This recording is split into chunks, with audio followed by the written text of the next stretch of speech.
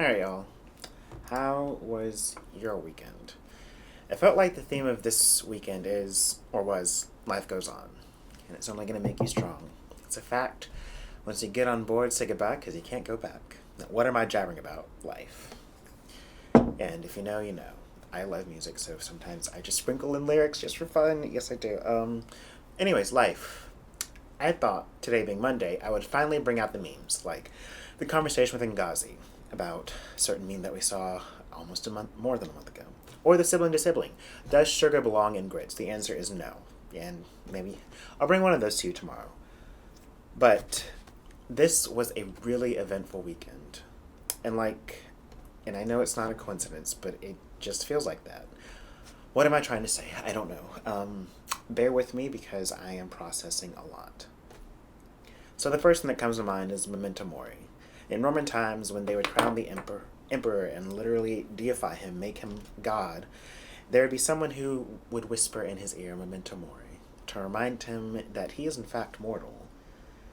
And every time I've been taken to ecstatic heights with my acting projects, I have had horrible, horrible lows attached with them. Evidence Exhibit 1. Filming my first feature ever in North Carolina, I was over the top excited about this project, The Bitter Better. However, in the midst of all that, Eddie and I were in the midst of a huge fight. Like, massive. How big? On the very last night we were filming up there, Eddie and I got into it right as we are about to film a scene, and I literally just hung up on him. And riding back, Adele's album had just come out in 2015, and I listened to it on repeat all the way home, thinking that I was going home to move out. That's how bad the fight was. But we recovered, and the movie was wonderful, and our relationship, Eddie and I, is stronger because of all the drag-out battles that we've had. Then, Exhibit 2. Exhibit B. I'm not really a lawyer. I don't even play one on TV. And then, Melissa and I are about to film Feast. Literally the Monday before we start filming, Eddie and I's world collapses as he rushes to check on Sammy, and he died over the weekend. Melissa and I had spent months preparing, and there was just no way to move anything around. Like, maybe there could have been. I don't know. But the Saturday we filmed, I missed Sammy's funeral, and I'm still not quite sure if I've forgiven myself for that. Last year, March, the weekend we filmed The Parts That Stay was quite possibly the highest I've ever felt in terms of acting. I walked on set and I felt like an actor, like an actor. When I wrapped, I rode home on a high, and it lasted all weekend, and I had just also submitted my paperwork to form my LLC, Studio Vosges. Even filed it on my parents' anniversary and my namesake, St. Patrick's Day, so that on my papers it literally says March 17th. Only to find out that Monday my world changed again. My mom called Eddie, and Eddie came to the shop to tell me to call my mom. He came in person so he could be there with me as I just went numb in finding out that my brother died. And this weekend, just riding an absolute high. I mean, Mass was a huge success, our food episode. Voss was just an amazing person and guest in lending his time and talent and passion for food and wine, and it was quite possibly one of our best episodes yet. You can go check it out on the Mass page. And then turn around, and on Saturday night, we're doing the first rehearsal for my feature screenplay, which we're doing a reading of this upcoming Saturday, The Waltz. Like, these incredibly talented people are bringing life into the script and just killing it. I mean, they're doing so much more to the words than I could ever hope, and it makes me happy that I write more like Shakespeare in my scripts, not like Proust. But that's it. And we had 2 nights of rehearsal. Spencer, Nikki, Jessica, Melissa, Brian, Francis, Carlette, you're amazing. Vanessa, Jeff, and the behind-the-scene talent of our credible director, Hillary R. Heath, and Nicole running technical wizardry as we've asked her to do. Literally, it seems like the impossible, and run/stage manage a show in a format that none of us have ever done before, with music and image cues and entrances and exits. And Robert, your voice must be tired, and yet you're doing the best job reading the stage directions, and just, yeah. So on Sunday morning, I woke up crying tears of absolute happiness. I mean, absolute happiness, because a year ago I was also bringing another project to life, and it's just so, I don't know, full circle of, look, a feature is daunting. A feature is incredibly daunting, and even just doing a reading for a feature is daunting in itself. And on Saturday, it was the first time I'd heard the entire script out loud. I mean, and I had been in a mind boggle because it's just like everything's getting intertwined, but hearing it brought to life lets me know, and hearing the feedback too lets me know what changes need to make, what's working, and most importantly, combating that horrible voice that's in my head where with any creative project, I'm just like, no, this sucks. What I've written is absolute shit. Like, why? What the fuck am I thinking of doing anything? That's what goes through my head anytime I do anything. That's right. So yeah, I woke up in crying tears of absolute happiness because now I have other voices to combat when I self-criticize myself, and not only that, but just overwhelmed with emotion of what people are lending to this project. And then a couple hours later, I'm crying again out of sadness. A dear, dear, dear, dear, dear friend of Eddie and of mine, we lost him. And the horrible thing with cancer, especially terminal cancer, is the anticipatory grief of just waiting. In one moment last year, we took our friend John out to eat after he started radiation and all that. And it's brain cancer. It's inoperable. So he found out January of that year, and it was during the summer, I think, that Eddie and I took him out to Patrickasina.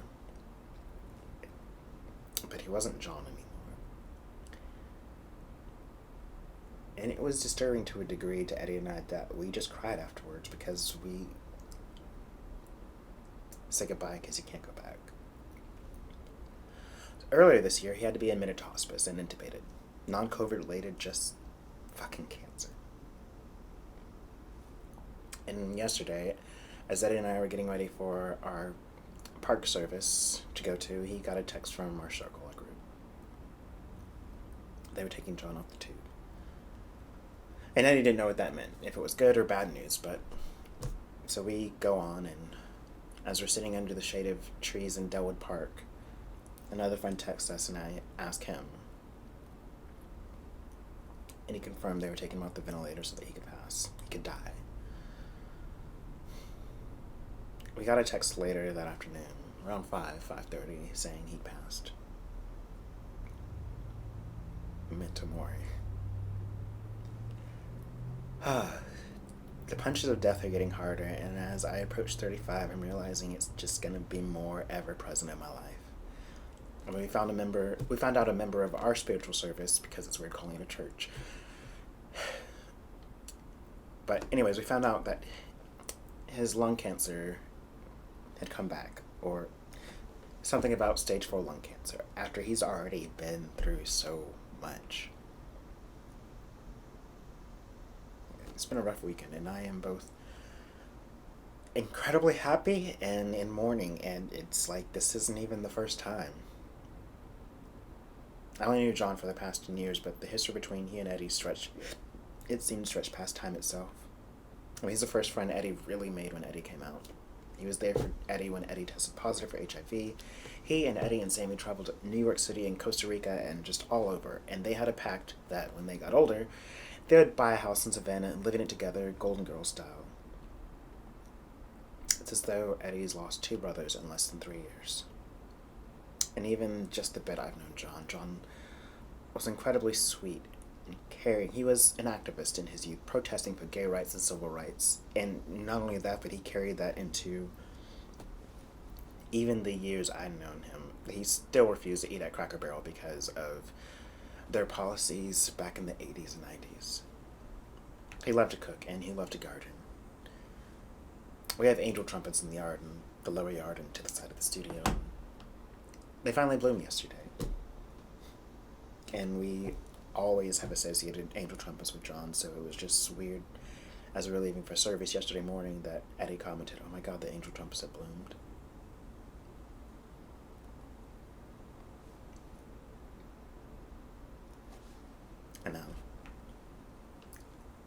life goes on. I need to finalize things for not only the reading of my screenplay for this weekend, but I also have rehearsals as we finalize the Laramie project.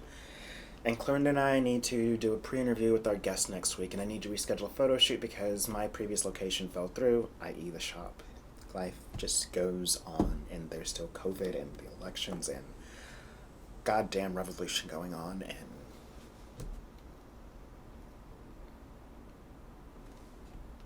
and there probably won't be a funeral service in these strange times of COVID. It is what it is. John wasn't religious anyways. He strongly believed in science, and while he had his own faith of sorts and spirituality, it wasn't tied up in organized religion. He and I really connected over that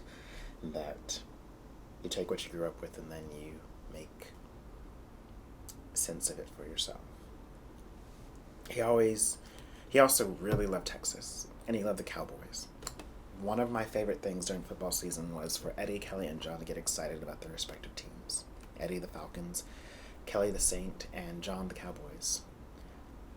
And usually Eddie and Kelly had the enemy of my enemy as my friend approach the Cowboys. So, life goes on. Today is one of those days I'm bearing lightness of pain. And I know for some of you out there, it's definitely a day in bearing lightness of pain. It's hard, even without dealing with death, just in these times of COVID, and even without COVID, there's other things going on. So it's still Suicide Awareness Month. So if you do need help, reach out. Now, I've always used a mental thermometer to gauge where I'm at in my feelings, and I think as I'm approaching the red, it's important to reach out for help before you get to the red, like the yellow zone, so that when you're in the red zone, you at least have a system in place. And I think that's useful across the board in many different ways, because, pivoting a little bit here, but suicide is the leading cause of death in the United States. Suicide is a national public health crisis, and suicide is the 10th leading cause of death for adults and is the second leading cause of death for individuals aged 15 to 34 years old, according to National Suicide Lifeline's brochure on support for suicidal individuals on social and digital media. If you're interested, the National Suicide Lifeline's website is full of tools for those at risk and also for those who want to help. You can find more at www.suicidepreventionlifeline.org. #be the one. Alright. I love you all. As always, keep bearing the lights of pain. And until next time. Also, thank you, Sandra, for this lipstick. Yeah. Love it so much.